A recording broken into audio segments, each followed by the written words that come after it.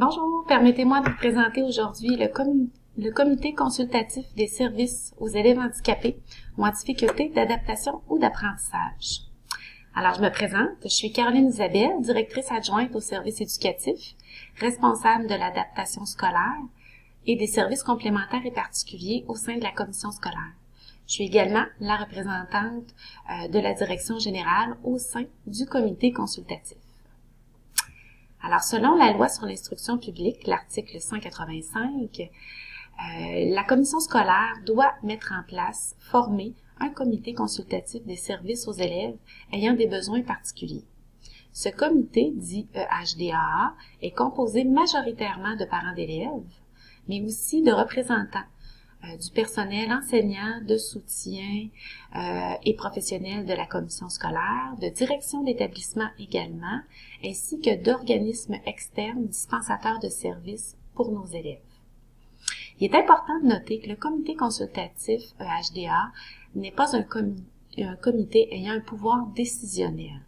Cependant, c'est un comité consultatif auprès du Conseil des commissaires où vous serez appelé régulièrement à donner votre avis ou des recommandations particulières en ce qui concerne soit l'organisation des services ou l'affectation des ressources pour nos élèves qui ont des besoins particuliers.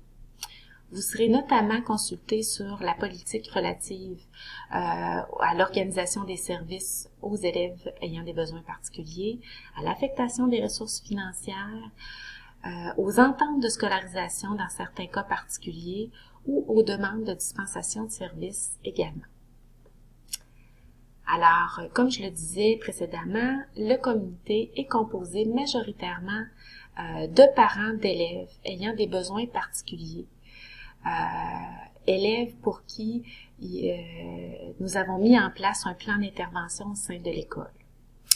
Également, représentants de la direction générale, moi en l'occurrence, des représentants de direction d'établissement, une du primaire, une du secondaire, et des représentants du personnel enseignant, personnel professionnel et personnel de soutien, ainsi que des représentants d'organismes externes tels que le Centre intégré de santé et des services sociaux ou des organismes communautaires.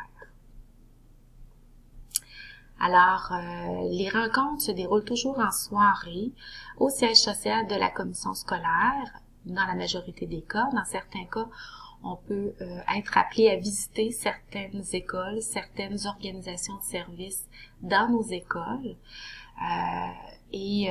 Par année, on peut compter de 4 à 5 rencontres là, maximum dans une année scolaire régulière. Si vous êtes intéressé, la procédure est assez simple. Cependant, avant de postuler pour être membre du comité consultatif, je tiens à vous dire que, en tant que parent d'élèves ayant des besoins particuliers, lorsque vous postulez pour être représentant au sein du comité, vous représentez l'ensemble des élèves ayant des besoins particuliers et non pas simplement votre propre enfant ou représentant de votre école spécifique. Alors, c'est important de le mentionner puisque certains parents peuvent parfois être déçus de leur implication au sein du comité là, à ce niveau-là.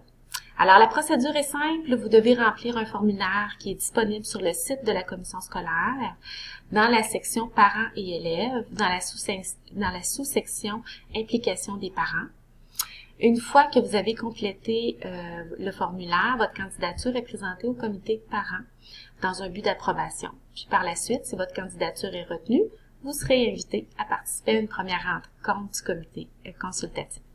Si vous avez des questions, des commentaires, n'hésitez pas, vous avez nos coordonnées au bas de cette présente diapositive. Alors, c'est au plaisir de vous recevoir un grand nombre. Je vous souhaite une très belle année scolaire.